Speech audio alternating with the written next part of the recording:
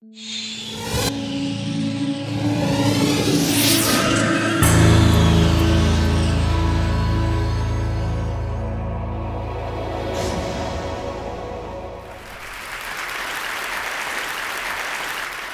going to begin by reciting a poem. Oh, beloved dentist, your rubber fingers in my mouth, your voice so soft and muffled. Lower the mask, dear dentist. Lower the mask. Okay, in this presentation, I'm going to be putting the right side of your brains through a fairly serious workout. You're going to see a lot of imagery, and it's not always connected to what I'm talking about. So I need you to kind of split your brains in half, let the images flow over one side, and listen to me on the other. So I am one of those people with a transformative personal story. 6 years ago, after 20 years in graphic design and typography, I changed the way I was working and the way most graphic designers work to pursue a more personal approach to my work, with only the humble attempt to simply make a living doing something that I loved. But something weird happened. I became bizarrely popular. My current work seems to resonate with people in a way that has so taken me by surprise that I still frequently wonder what in the hell is going on. And I'm slowly coming to understand that the appeal of what I do may be connected to why I do it. These days I call myself a graphic artist. So where my work as a graphic designer was to follow strategy, my work now follows my heart and my interests with the guidance of my ego to create work that is mutually beneficial to myself and a client. Now, this is heresy in the design world. The ego is not supposed to be involved in graphic design. But I find that for myself, without exception, the more I deal with the work as something of my own, as something that is personal, the more successful it is as something that's compelling, interesting, and sustaining. So I exist somewhat outside of the mainstream of design thinking. Where others might look at measurable results, I tend to be interested in more ethereal qualities like, does it bring joy? Is there a sense of wonder? And does it invoke curiosity? This is a scientific diagram, by the way. I don't have time to explain it, but it has to do with DNA and RNA. So I have a particular imaginative approach to visual work. The things that interest me when I'm working are visual structure, surprise, and anything that requires figuring things out. So for this reason, I'm particularly drawn to systems and patterns. I'm going to give you a couple of examples of how my brain works. This is a piece that I did for the Guardian newspaper in the UK. They have a magazine that they call G2. And this is for their puzzle special in 2007. And puzzling it is. I started by creating a series of tiling units. And these tiling units I designed specifically so that they would contain parts of letter forms within their shapes, so that I could then join those pieces together to create letters and then words within the abstract patterning. But then as well, I was able to just flip them, rotate them, and combine them in different ways to create either regular patterns or abstract patterns. So here's the word puzzle again. And here it is with the abstract surrounding. And as you can see, it's extremely difficult to read. But all I have to do is fill certain areas of those letter forms, and I can bring those words out of the background pattern. But maybe that's a little too obvious. So then I can add some color in with the background and add a bit more color in with the words themselves. And this way, working with the art director, I'm able to bring it to just the right point that it's puzzling for the audience. They can figure out that there's something they have to read, but it's not impossible for them to read. I'm also interested in working with unusual materials and common materials in unusual ways. So this requires figuring out how to get the most out of something's innate properties and also how to bend it to my will. So ultimately, my goal is to create something unexpected. To this end, I have worked in sugar for Stefan Sagmeister, 3-time TED speaker. And this project began essentially on my kitchen table. I've been eating cereal for breakfast all of my life. And for that same amount of time, I've been spilling sugar on the table and just kind of playing with it with my fingers. And eventually, I used this technique to create a piece of artwork, and then I used it again to create 6 pieces for Stefan's book, Things in My Life I've Learned So Far.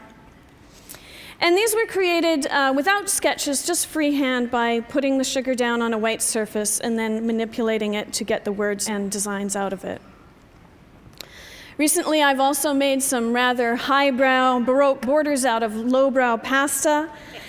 And this is for a chapter that I'm doing in a book, and the chapter is on honor.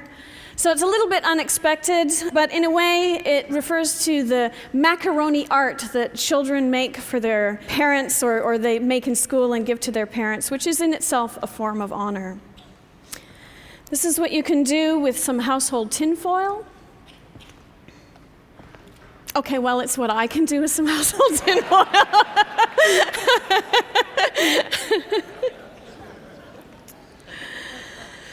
I'm very interested in wonder, in design as an impetus to inquiry.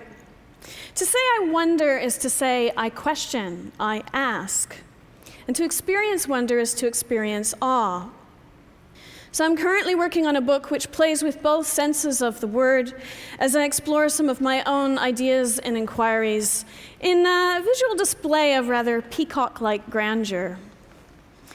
The world is full of wonder, but the world of graphic design, for the most part, is not. So I'm using my own writings as a kind of testing ground for a book that has an interdependency between word and image as a kind of seductive force. I think that one of the things that religions got right was the use of visual wonder to deliver a message. I think this true marriage of art and information is woefully underused in adult literature. And I'm mystified as to why visual wealth is not more commonly used to enhance intellectual wealth. When we look at works like this, we tend to associate them with children's literature. There's an implication that ornamental graphics detract from the seriousness of the content. But I really hope to have the opportunity to change that perception. This book is taking rather a long time, but I'm nearly done. For some reason, I thought it would be a good idea to put an intermission in my talk. And this is it, just to give you and me a moment to catch up.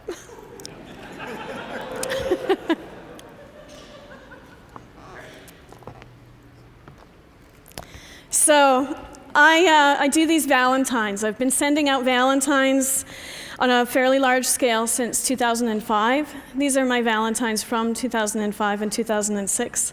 And I started by doing just a single image like this and sending them out to each person. But in 2007, I got the cockamamie idea to hand draw each Valentine for everyone on my mailing list.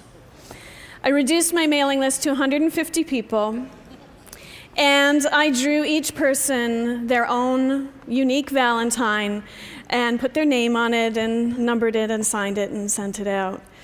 Believe it or not, I devised this as a time-saving method. I was very busy in the beginning of that year, and I didn't know when I was going to find time to design and print a single Valentine, and I thought that I could kind of do this piecemeal as I was traveling. It didn't exactly work out that way. There's a longer story to this, but I did get them all done in time, and they were extremely well received.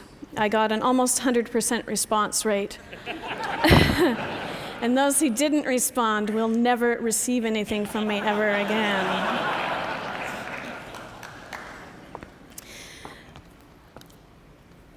Last year, I took a more conceptual approach to the Valentine.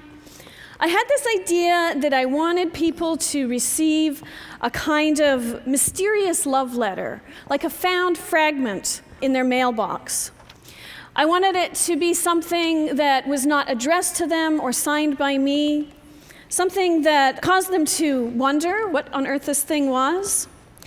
And I specifically wrote 4 pages that don't connect. There were 4 different versions of this. And I wrote them so that they begin in the middle of a sentence, end in the middle of a sentence. And they're on the one hand universal, so I avoid specific names or places, but on the other hand, they're personal. So I wanted people to really get the sense that they had received something that could have been a love letter to them. And I'm just going to read one of them to you. You've never really been sure of this, but I can assure you that this quirk you're so self-conscious of is intensely endearing.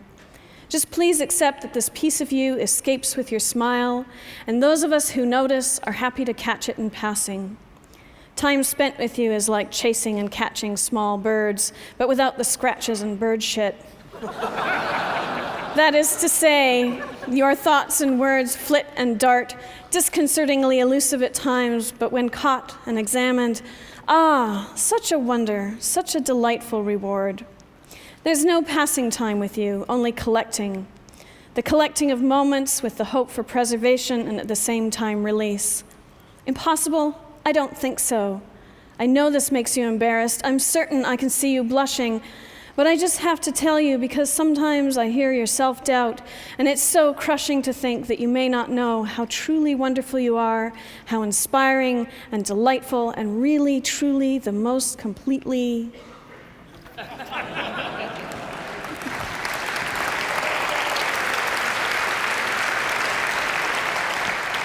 So Valentine's Day is coming up in a couple of days, and these are currently arriving in mailboxes all around the world.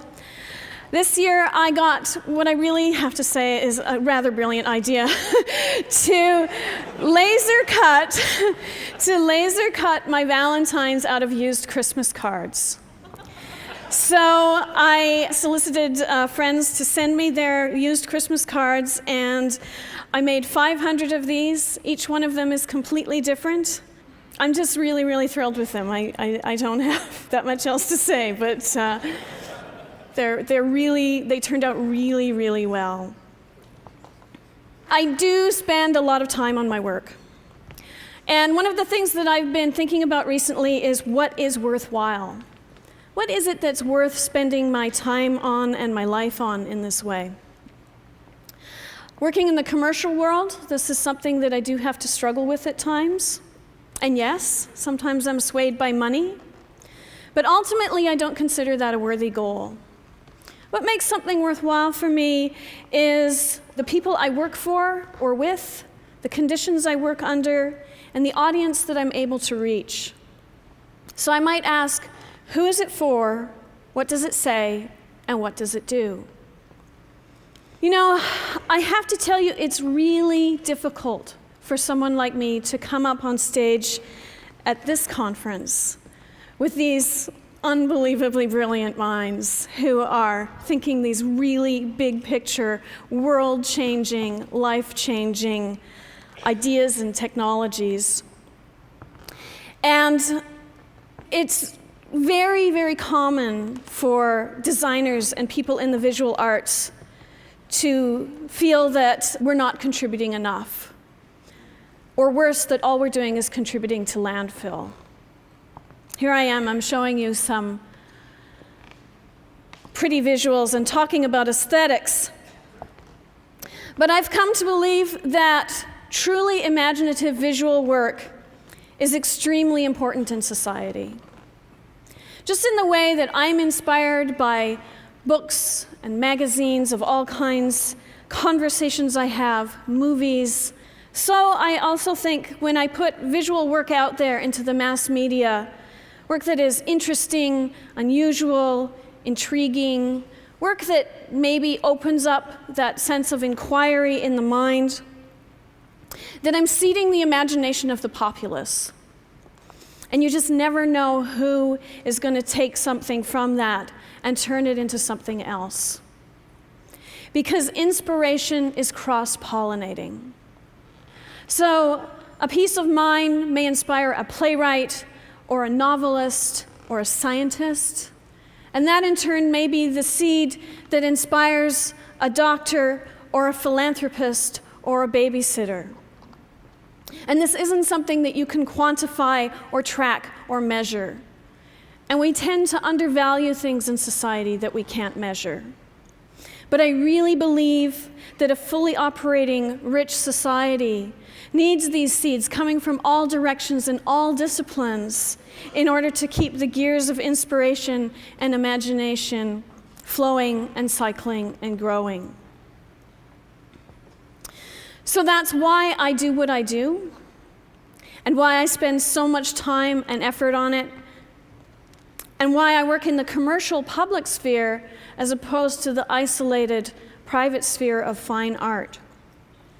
Because I want as many people as possible to see my work, notice it, be drawn into it, and be able to take something from it. And I actually really feel that it's worthwhile to spend my valuable and limited time on this earth in this way. And I thank you for allowing me to show it to you.